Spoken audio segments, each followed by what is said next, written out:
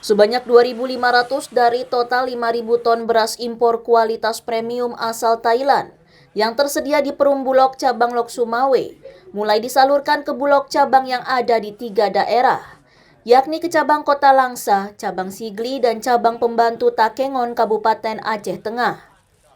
Dari sana, Bulog daerah masing-masing akan menyalurkan ke tingkat pedagang, di mana untuk harga jual di wilayah Sumatera, pemerintah telah menetapkan harga pembelian pemerintah sebesar Rp9.950 per kilogram.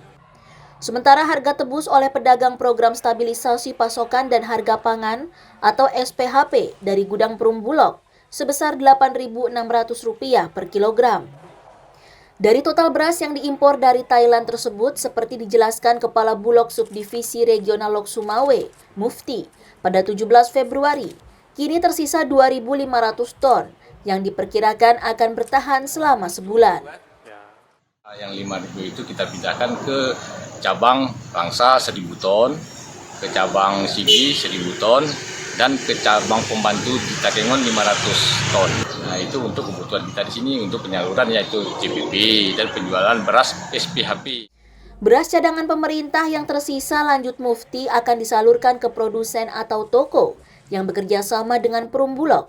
Untuk mencukupi kebutuhan, pihaknya juga berencana akan meminta penambahan beras impor ke pemerintah pusat. Dari Kota Lok Sumawe, Aceh, Trifani, Kantor Berita Antara mewartakan.